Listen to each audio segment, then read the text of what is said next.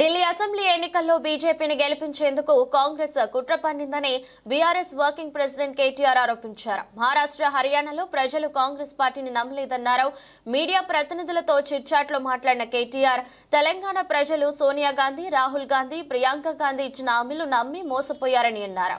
Rahul Gandhi Warangal declaration చెప్పింది ఇప్పటి వరకు ఒకటి కూడా అమలు చేయలేదని విమర్శించారు. తాము రేవంత్ రెడ్డిని కాదు తిట్టేది, ఇచ్చిన హామీలను పట్టించుకొని రాహుల్ గాంధీనని వ్యాఖ్యానించారు. హిమాచల్ ప్రదేశ్ లో అక్కడి కాంగ్రెస్ ప్రభుత్వం టాయిలెట్ ట్యాక్స్ పెట్టిందని విమర్శించారు. ఇప్పుడు ఢిల్లీ ప్రజలను మోసం చేసేందుకు కాంగ్రెస్ పార్టీ ప్రయత్నిస్తుందని ఆరోపించారు. ఢిల్లీ ఎన్నికలు పూర్తి కాగానే రైతు బంధు పథకాన్ని పూర్తిగా ఎత్తివేసే అవకాశం ఉందన్నారు. ఏసీబీ, ఈడీలు ఫార్ములా ఈ కేసులో విచారణ పేరుతో టైంపాస్లు చేస్తూనే ఉంటాయన్న కేటీఆర్, సీఎం రేవంత్ కి దమ్ము ఉంటే లై డిటెక్టర్ పరీక్షకు రావాలని ఛాలెంజ్ చేశారు.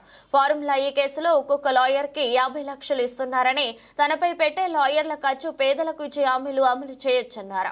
లైవ్ డిటెక్టర్ పరీక్ష చేస్తే ఎవరిది తప్పు తేలిపోతుందని, దీనికి కేవలం 10 లక్షలు అవుతుందన్నారు. ఫార్ములా ఈ విషయంలో తాను మంత్రిగా నిర్ణయాలు తీసుకున్నట్లు ఏసీబీ, ఈడీలకు చెప్పానని, ప్రొసీజర్ తప్పు అని నేను ఎక్కడా అనలేదన్నారు. అధికారులు కూడా కరెక్ట్ గా ఫాలో అయ్యారని చెప్పారు. ఫోన్ ట్యాపింగ్, కాళేశ్వరం, ఫార్ములా ఈ కేసుతో రాష్ట్రంలో ముఖ్యమంత్రి రేవంత్ రెడ్డి టైం పాస్ చేస్తున్నారని ధ్వజమెత్తారు.